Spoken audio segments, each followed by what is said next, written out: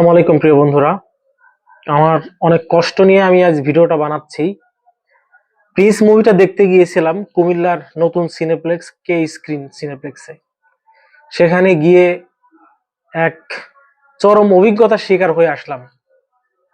সেই বিষয় নিয়ে ডিটেলসে কথা বলবো। তার আগে অনুরোধ করব, যারা আমার চ্যানেলটিকে এখনো সাবস্ক্রাইব করেননি, প্লিজ চ্যানেলটি সাবস্ক্রাইব করে ভিডিওটাকে কন্টিনিউ করুন। দেখুন, ঈদের মধ্যে সময় পাইনি সিনেমা দেখার। এখন ঈদের যেহেতু 2 সপ্তাহ পার হয়ে গেছে, ভাবলাম যে আজকে শুক্রবার ছুটির দিন, প্রিন্স দেখতে যাব কে স্ক্রিন সিনেপ্লেক্সে। তো আমি দুপুরে লাঞ্চ করে এখান থেকে বের হয়েছি, যাইতে একটু সময় লাগছে। আমি টার্গেট নিয়ে গিয়েছিলাম যে হয়তো 5টা মানে ইভিনিং শোটা আমি দেখব। তো প্রথম কথা হচ্ছে, আমি টিকিট কাউন্টারে গিয়ে আমার হাতে ক্যামেরা ছিল। তো ওনারা ক্যামেরা দেখেই এক প্রকার আমার দিকে তেড়ে আসতে লাগলো। বুঝলাম না ক্যামেরা দেখার পরে ওনাদের মানে রিয়াকশনটা এরকম হলো কেন। আমরা তো এর আগেও অনেকগুলো সিনেমা হলে গেছি, সিনেপ্লেক্সেও গেছি, তাদের সাথে কথাও বলেছি। কখনো আমাদের সাথে কোনো সিনেপ্লেক্সের মানে লোকজন এত খারাপ আচরণ কখনো কেউ করে নাই।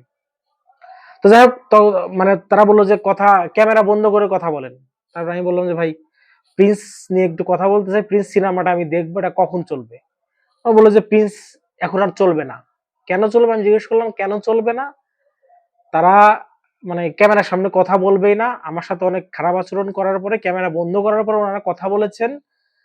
তো বললো যে প্রিন্সের দর্শক নেই, আজকে একটা শো চলছে প্রিন্সের, আর আজকে শো চলবে না, কালকে আবার 12টার সময় একটা শো দিতে পারি বা চলবে, এরকম কিছু। কিন্তু ওখানে গিয়ে আমি কয়েকজনের সাথে কথা বললাম, তারা প্রিন্স দেখার জন্য আসছে। যেহেতু প্রিন্স চলতেছে না, সেই ক্ষেত্রে বনলতা এক্সপ্রেস বা আরেকটা ছবি রাক্ষস সেটা দেখতেছে। তাই আমি ওনাদেরকে বললাম যে আপনাদের এখন অন্যান্য যে শো চলতেছে সেইখানে দর্শক কিরকম, সেইখানেও কোনো শো হাউসফুল না, প্রিন্সের দর্শকও তার থেকে একটু কম, মানে নেই যে সেটা না। কিন্তু তারপরেও আজকে শুক্রবারের দিন, আজকে দর্শক বেশি ছিল, তারপরেও তারা প্রিন্স কে স্ক্রিন সিনেপ্লেক্স কর্তৃপক্ষ চলাচ্ছে না। যারা বড় বড় সাংবাদিক রয়েছেন, টেলিভিশন চ্যানেলের সাংবাদিক রয়েছেন, তাদেরকে আমি অনুরোধ করব, আপনারা শুধু তো ঢাকার মধ্যে এই যে বসুন্ধরা সিনেপ্লেক্স বা আপনার যমুনা ফিউচার পার্কে আপনারা শুধু খোঁজ দেন যে সিনেপ্লেক্সে কয়টা শো পাইলো, কয়টা শো পাইলো না। বাংলাদেশের আরো আনাচে কানাচে যে সিনেপ্লেক্স গুলোতে আছে, সেইখানে যে সিন্ডিকেট গুলো তো হচ্ছে, সেইগুলো কি আপনারা দেখেন না? সেইগুলো নিয়ে তো কোনো ভিডিও আমি দেখলাম না, বা সেখানে তো কোনো সাংবাদিকরাও যায় না। আজকে শুক্রবার ছুটির দিন, প্রিন্সের একটা শো দেয়া হয়েছে কুমিল্লার কে স্ক্রিন সিনেপ্লেক্সে। এর দায়ভার কে নেবে? মানে একটা একটা সিনেমা খারাপ হয়েছে, মেকিংটা একটু খারাপ হয়েছে, তার মানে প্রিন্সকে তো এখনো অন্য কোনো সিনেমা ছাড়িয়ে যেতে পারে নাই, তাই না? তো তারপরেও প্রিন্সের শো কেন কমানো হয়েছে, শো কেন নাই করে দেওয়া হয়েছে? আজকে শুক্রবার ছুটির দিন, প্রযোজনা প্রতিষ্ঠান কি তাদের সাথে যোগাযোগ করছে যে আমাদের প্রিন্সের শো কেন নেই, ইভিনিং শো কেন নেই, নাইট শো কেন নেই? আজকে শুক্রবার ছুটির দিনে একটা শো কেন দেয়া হয়েছে প্রিন্সকে? এই কৈফত কি কেউ চাইছে? আমি তো সেখানে গিয়েছি, সেখানে আমার তো আমাদের সাথে আমি দর্শকদের সাথে কথা বলবো, সেটাও আমাকে দেয়া হয় নাই। তারা আমাকে বলে যে সাংবাদিকরা মানে ইউটিউবাররা ভিতরে আসতে হলে সিনেপ্লেক্স কর্তৃপক্ষের কাছ থেকে অনুমতি নিতে হবে। কোন সিনেপ্লেক্সে আছে যে অনুমতি নিয়ে তাদের সাথে কথা ভিতরে যাইতে হবে? আমরা যমুনা ফিউচার পার্কে যাই নাই, বসুন্ধরা স্টার সিনেপ্লেক্সে যাই নাই, রাজশাহী গ্রিন রিভার ভিউতে যাই নাই। তারা তো কখনো এরকম আচরণ করে নাই। আমাদের সাথে কথা না বলতে চাইলে বলছে যে ভাই আমরা কথা বলবো না, আপনি দর্শক বা যারা আছে তাদের সাথে কথা বলেন। তারা এক প্রকার তেড়ে আসতেছে। আমি যখনই বলছি ভাই প্রিন্স সম্পর্কে একটু কথা বলতে চাই, ক্যামেরা বন্ধ করেন, ক্যামেরা বন্ধ করেন, আপনার সাথে কথা বলবো না, আপনার সাথে কথা বলবো না।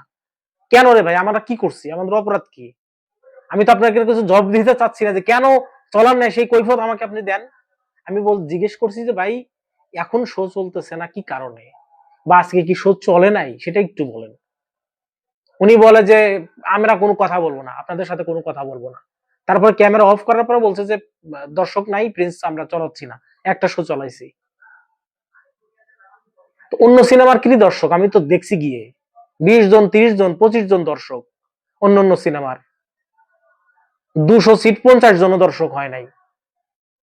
যারা বের হয়ে আসে তাদের সাথে কথা বলছি। আমি ভিডিওটা করতে পারি নাই কারণ আমাকে ওখানে ক্যামেরা এলাও করে নাই। এই হচ্ছে অবস্থা ভাই।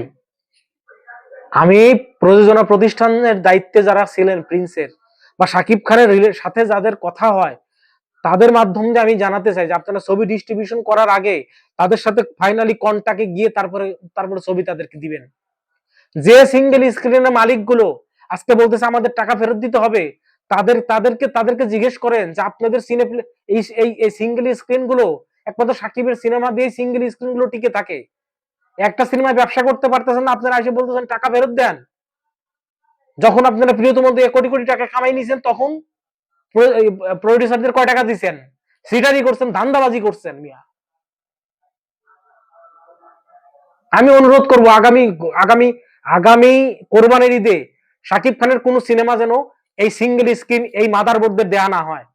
এরা বাইচা থাকে, শাকিব খানের সিনেমা বছরে একটা দুইটা আসে, সেই ছবি চালায়া একটা ছবি ব্যবসা খারাপ করছে তাও সেই দায়ভার শাকিব খানের না, সেই দায়ভার প্রযোজনা প্রতিষ্ঠানের। তারা ঠিক মতো এডিটিং করতে পারে নাই, সময় মতো সিনেমা দিতে পারে নাই, সিনেমার একদিন আগে শুটিং শেষ করছে।